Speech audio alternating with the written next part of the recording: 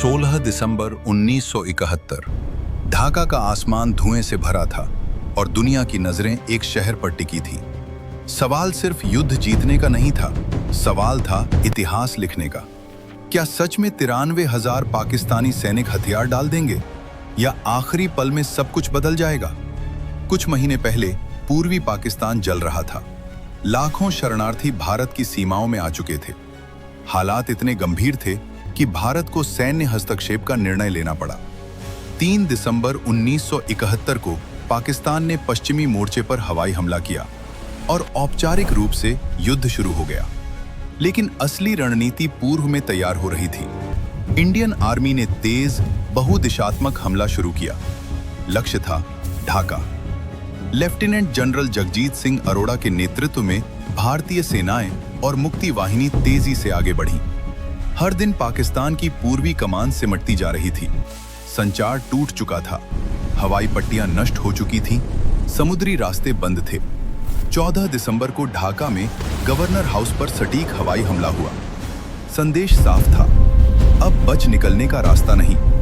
उसी दिन Pakistani commander lieutenant general A K. Niazi पर दबाव बढ़ गया।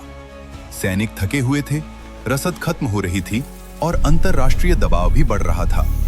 अमेरिका का 7वां बेड़ा बंगाल की खाड़ी की ओर बढ़ रहा था, जबकि सोवियत संघ ने कूटनीतिक संतुलन साध रखा था। दक्षिण एशिया का शक्ति संतुलन दांव पर था। भारतीय सेना ने एक साहसी दांव खेला, सीधे ढाका पर मनोवैज्ञानिक दबाव। रेडियो संदेशों में साफ कहा गया, अनावश्यक खून खराबे से बचने के लिए आत्मसमर्पण करें। शहर को चारों ओर से घेर लिया गया। हर घंटे स्थिति और गंभीर होती जा रही थी।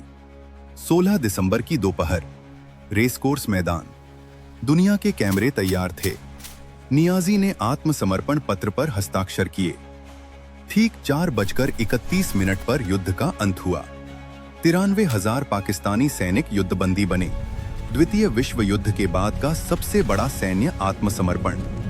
लेकिन यह सिर्फ एक सैन्य जीत नहीं थी, यह रणनीति, धैर्य और सटीक समय का परिणाम था।